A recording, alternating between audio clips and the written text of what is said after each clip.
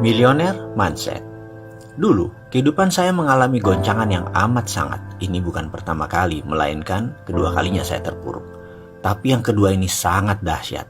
Seluruh harta saya hilang dan hutang saya menumpuk. Ketika itu saya masih memiliki beragam bisnis, tetapi dalam masa hampir bersamaan, shit happen alias kesialan beruntun terjadi dalam kehidupan saya. Money changer saya kecurian hingga 2 kali dalam 3 bulan. Kapal, barge, yang saya bertransaksi untuk mengirim barang ke Kelian Equatorial Mining di Kalimantan Timur, karam. Asuransi tidak membayarnya. Pabrik kapur, Hydrated Lime, yang masih berhutang pada bank, kena gempa di Cilengsi. Gempanya memang kecil, tapi meretakkan tungku utama yang harganya mahal. Traktor di kuari kapur meluncur tak terkendali menabrak silo pabrik. Asuransi juga tidak menggantinya. Ditambah lagi bank pembiayaan kami yaitu PDFCI ditutup BPPN di tengah krisis keuangan yang berkepanjangan kala itu. Harga bahan baku mendadak naik 200% yaitu harga gas. Perusahaan saya pun terpaksa file for bankruptcy. Semua musibah ini terjadi dalam kurun waktu 2 tahun yaitu tahun 1999 dan 2001. Kerugian tak tanggung-tanggung. Mobil hilang semua, rumah 3 hilang semua, masih berhutang 9 digit lagi. Setiap saat, setiap hari emosi saya memuncak. Makan keluarga, bayar sewa, uang sekolah anak membuat panik dan marah. Mau bekerja di mana? Kapan hutang terbayar? Bagaimana untuk hidup? Demikian segala hal itu berkecamuk di kepala saya. Dikejar debt collector, dikejar hukum, dikejar BPPN, dan juga dikejar teman investor yang marah dan kecewa dengan saya. Bayangkan betapa kusutnya situasi saya saat itu. Di tengah keputusasaan, siang itu saya langsung memandang langit dan bicara langsung kepada Allah Subhanahu wa Ta'ala, Tuhan yang saya percayai 100%. Saya katakan kepadanya bahwa saya putus asa dan hidup saya sudah diambang frustrasi. Saya marah sekali kepada semuanya. Saya menuduh kehidupan ini tidak adil. Saya merasa telah melaksanakan seluruh ajaran agama. Saya teringat betapa tertibnya saya puasa Senin Kemis selama 5 tahun. Saya tidak putus sholat malam. Selalu tahajud setiap malam. Jangankan peribadatan yang wajib-wajib, yang sunnah saya laksanakan semua. Hitungan zakat, hitungan sedekah, saya tidak 2,5% lagi. Saya mendirikan panti asuhan, mengelola 8 panti, menampung 400 anak yatim dalam kurun waktu 5 tahun kala itu. Itu semua saya laksanakan dengan tulus, dengan keindahan munajat. Namun, ketika kebangkrutan beruntun selama 2 tahun tanpa jeda, tanpa belas kasihan terjadi pada saya mempertanyakan, apa bukti ketaatan dengan kenyataan yang saya dapati? Jujur, saya marah kepada Tuhan. Waktu itu, saya protes, bahkan sempat muncul keraguan dalam hati saya mempertanyakan keadilan Tuhan. Saya bertanya kepadanya, mengapa musibah ini terjadi kepada saya? Apalagi yang kurang dari saya, sehingga saya pantas menerima ini semua? Mengapa rasanya hidup ini kejam dan sadis sekali? Pertanyaan-pertanyaan itu terus berputar dalam diri saya. Akhirnya saya mulai menjauh dari Tuhan. Jangankan sunnah, yang wajib pun mulai saya tinggalkan karena saya meragukan semua tentang ajaran kebenaran agama saya. Saya bertanya namun tidak ada jawaban. Saya kesal, saya murka. Permasalahan ekonomi ini akhirnya berimbas pada rumah tangga dan pernikahan pertama saya waktu itu. Istri saya kembali ke rumah mertua. Kemudian saat itu anak saya yang tertua demam panasnya 39 derajat Celcius dan sudah tidak gerak banyak. Adiknya pun mengalami hal yang sama. Mereka masih balita baru berumur 4 tahun dan 2 tahun. Listrik di rumah padam. PLN tidak mampu bayar. Tidak ada makanan, tidak ada uang di tangan. Dan setiap saat ada telepon isinya penagih hutang-hutang saya. Saya berutang pada lebih dari 5 institusi keuangan, lebih dari 60 individu. Dari utang yang berjumlah hanya 1 juta hingga miliaran rupiah. Puncaknya, suatu hari saya ditelepon oleh seorang pemberi hutang yang mungkin sudah muak dengan saya.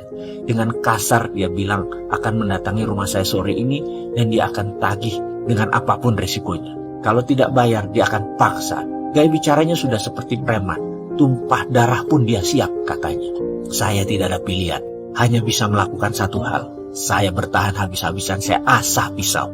Saya sudah tidak sanggup lagi dan bersiap untuk kemungkinan terburuk. Kalau memang orang itu menantang bertumpah darah, terpaksa saya lawan.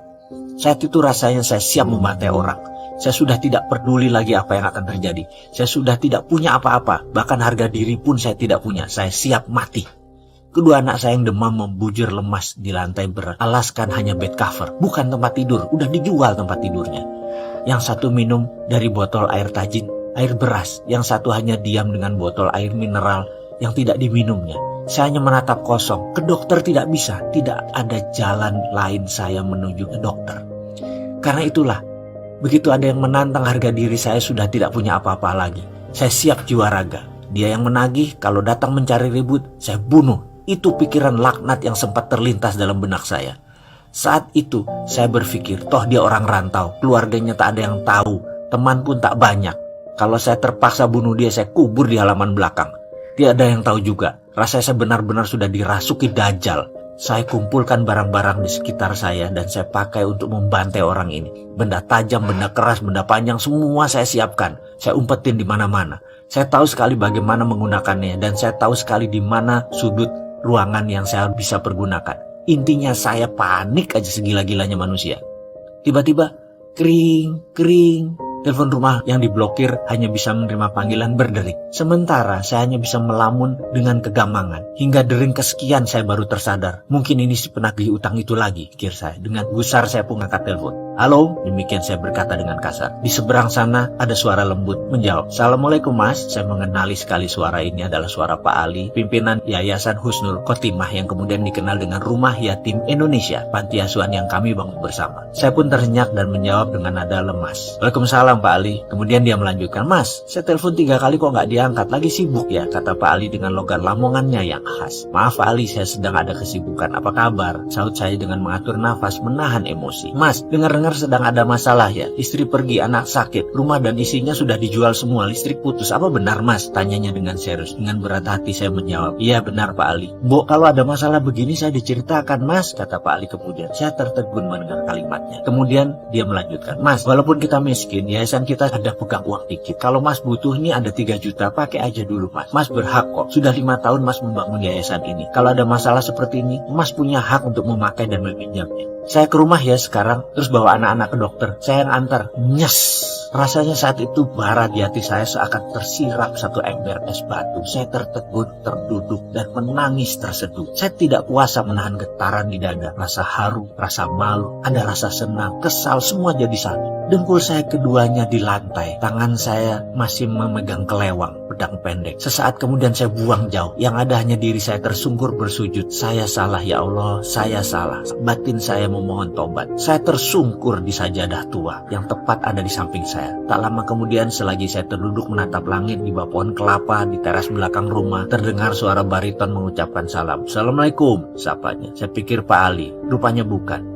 Dia rupanya tadi orang yang menagih utang dan menantang saya. Saya pun menjawab, Waalaikumsalam. Begini Pak, utang Bapak 10 juta, apa bisa saya ambil sekarang? Saya hanya berkata, anak saya sakit. Saya perlu uang untuk biaya anak saya. Sebentar lagi ada uang 3 juta datang. Terserah mas, mau ambil berapa mas atur. Kalimat itu mengalir tanpa saya rancang. Marah saya sudah hilang, saya pasrah saja. Oh begitu Pak, katanya dengan nada datar. Anak Bapak sakit dua-duanya, yang berbaring di dalam itu ya, katanya sambil menengokkan kepala ke arah ruang tengah. Iya, saya jawab singkat. Oh maaf kalau gitu, saya nggak tahu Pak kalau Bapak anaknya sakit. Sebaiknya Bapak urus mereka. Uang saya gampang, saya pamit dulu deh. Besok kabari saya Pak, urusan utang gampang, yang penting keluarga dulu. Begitu katanya tanpa basa-basi dan tanpa diduga-duga. Dia pun pamit pergi dan saya masih di posisi kebingungan, lunglai di ujung bangku di bawah pohon. Tubuh saya berkeringat. Saya memaksa diri untuk bangun dan mengikuti dirinya dari belakang sambil memanggilnya. Mas, saya pasti bayar utang saya. Saya hanya butuh waktu. Maafkan saya ya mas kalau saya kasar dan panik. Itu kata saya. Ketika dia berbalik badan, saya julurkan tangan saya yang kemudian dia sambut dengan jabatan erat dan senyum di bibirnya. Dia berkata, iya pak, saya juga minta maaf. Saya salah mas, kata saya. Saya berutang tapi tidak berkemampuan. Saya janji mas, saya bayar. Tak lama setelah dia pergi datang Pak Ali dengan kijang tuanya. Tanpa basa-basi langsung saya peluk dia. Pak Ali, sukron, terima kasih. Itu kata saya. Ayo ke dokter mas, aku bawa fatur, mas gendong Aska, ajaknya singkat. Setelah 2 tahun dihajar musibah yang merusak keyakinan saya, akhirnya saat itu saya menyadari satu hal. Semua masalah yang saya alami berasal dari diri saya. Hal lain di luar diri saya hanyalah pelengkap. Saya langsung berdoa, maafkan saya ya Allah, ampuni saya. Engkau begitu mulia dan saya selama ini salah memandang. Saya sadar bahwa saya sendirilah yang harus bertanggung jawab dan menyelesaikan semua ini. Sayalah yang incar sepenuhnya. Maafkan saya yang telah melakukan dalam kekuasaan-Mu ya Allah. Saya memilih berdamai dengan Allah. Saya memilih memulai sesuatu dengan kesadaran penuh untuk mengubah nasib saya, menulis ulang sejarah hidup saya. Saya mendapatkan semacam pemahaman baru bahwa cara berpikir selama ini tidak bekerja dengan benar. Buktinya saya rugi, buktinya saya bangkrut, buktinya semua orang menjauh. Akhirnya saya harus merubah cara pikir saya. Itu ada dalam benak saya. Saya harus berubah. Saya harus kemana dan bagaimana saya mengubahnya? Itu pertanyaannya. Berkali-kali saya bertanya dalam diri saya. Tak lama setelah menjual rumah, saya pindah ke rumah kontrakan yang sempit. Suatu sore, tetangga rumah kontrakan saya pulang kantor. Kaca mobilnya terbuka separuh. Dia rupanya ingin membuang sesuatu. Mungkin sampah. Agaknya dia tidak melihat saya berdiri di sisi jalan tersebut. Mungkin karena maghrib pencahayaannya mulai samar. Mungkin juga dia tidak fokus karena mengumpulkan barang yang akan dibuang. Bruk, tiba-tiba segumpal kertas jatuh tepat di kaki saya. Entah mengapa saya tergerak memungutnya dengan tulisan yang berwarna merah mengkilat. Setelah saya membuka lipatannya, saya membaca kertas tersebut, ternyata brosur Millionaire Mindset Training di Australia. Saya merasa aneh dan terkejut. Inikah jawaban doa yang saya panjat? Saya berdiri termenung. Rupanya tetangga saya tadi baru sadar bahwa sampah yang dibuang tadi jatuh di depan saya. Dia pun menghampiri saya. "Mas, maaf sekali, saya nggak lihat," katanya kikuk. "Loh, nggak apa-apa. Aku kan hanya ngelamun. Nggak ngeh, aku baru ngeh pas ngeliat brosur itu," kata saya basa-basi sambil menunjukkan lembaran tersebut. "Iya, tadi saya dari kantor, tapi sepertinya nggak mungkin saya ke sana. Bukannya nggak butuh jadi orang kaya, tapi harganya itu loh. Seminggu di sana 30 juta. Mending buat modal," katanya mengurai. Saya hanya mengangguk-mengangguk sambil tersenyum. "Saya pamit Pak Sarif," kata saya. "Iya Pak, maaf ya, tadi benar-benar nggak sengaja," katanya. Sungguh-sungguh. "Nggak apa-apa bos, santai aja," jawab saya kemudian. Setelah itu, saya langsung sibuk berpikir, di mana saya cari uang 30 juta? Belum lagi uang untuk sanggup keluarga di rumah sementara saya pergi. Yang jelas saya sudah tekad untuk berubah. Saya bertekad untuk berubah dan melihat ini sebagai solusinya. Saya percaya itu. Singkat cerita, harta terakhir saya yaitu motor Tiger, mesin jahit, dan beberapa barang keluarga saya jual. Saya nekat terbang ke negeri kanguru. Saya menginginkan ilmu tersebut. Saya pun berangkat untuk mengikuti Millionaire Mindset Training di sana dengan harapan bisa menerapkan untuk memperbaiki kondisi hidup saya. Kira-kira sebulan setelah kembali dari pelatihan selama 7 hari tersebut, ternyata tidak ada perubahan apa-apa dalam perjalanan kehidupan saya. Saya masih menganggap bahwa apa yang saya pelajari itu aneh dan gak kena di logika. Mek ngono tok, apa iyo? Itu saya berkali-kali bilang, masa begitu sih? Emang gitu? Itu saya selalu membatin. Yang benar, saya meragukan dan saya menganalisa, mencoba mengurai maksud dari pelatihan tersebut. Tapi saya lelah. Keadaan saya begitu-begitu saja. Saya belum bisa dapat uang lagi. Saya belum bisa melunasi tunggakan hutang. Saya belum bisa merubah nasib saya. Apakah saya harus belajar lagi? Saya mencoba mengingat mundur pengalaman hidup saya. Semua itu terjadi di usia 28 tahun. Benar, saya merasa seakan berjalan di jalan bebas hambatan. Semua mudah, semua gampang. Pada saat itu, saya bahkan menggampangi proses. Namun saat ini, justru proseslah merupakan hal yang paling saya hormati. Barulah sejak di usia 28 tahunan kehidupan saya mengalami pasang surut yang luar biasa. Baik dari masalah pribadi, masalah spiritual, ketuhanan, masalah rumah tangga, masalah parenting, masalah keuangan. Dikala saya berpikir laut itu berair tenang, saya memilih mengangkat jangkar dan mengembangkan layar ke sebuah tujuan yang pasti, yaitu ingin sukses. Dengan tujuan yang hanya satu arah, yaitu ke depan. Sebuah kesombongan yang saya bayar sangat mahal, sangat melelahkan, penuh duka, air mata, dan keringat. Ternyata laut di depan tidak semanis gelombang di pantai. Di dalam perjalanan, ombak besar, angin kencang, bahan bakar kurang, sumber daya terbatas. Satu hal yang saya lupa, saya tidak bawa kompas penunjuk arah. Dalam artian, saya mengarungi samudra tanpa ilmu, tanpa petunjuk, tanpa pembimbing.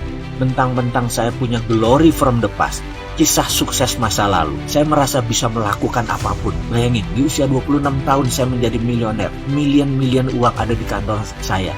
Masih muda, tapi dalam 28 tahun semua berbeda. Dalam 30 tahun mendadak semua bergeser. Itulah biang masalah saya di masa depannya sejak keputusan saya mengarungi samudra. Hingga sampailah saya ke titik di mana kapal saya akhirnya karam di dasar samudra. Sementara badan saya terdampar di pulau kecil sendirian dengan kebutuhan dasar seadanya. Saya hanya diam, merata pun tidak bisa. Air mata habis, tenaga tak punya. Yang ada hanya nafas di badan. Itu pun setiap tarikan nafas terasa sesak. Seakan-akan dada ini mau meledak karena terisi oleh rasa kesal, lelah, marah, dan kecewa. Karena itu, Ketika saya memutuskan untuk berubah, artinya saya tidak mau melakukan semuanya dengan cara yang sama seperti masa lalu. Saya harus melakukan dengan cara yang berbeda. Karena itulah saya memutuskan bahwa saya harus berilmu agar saya memiliki platform atau fondasi baru, terutama cara saya berpikir. Ibaratnya, saya bukan hanya perlu belajar dan menginstall software baru, tapi OS atau operating systemnya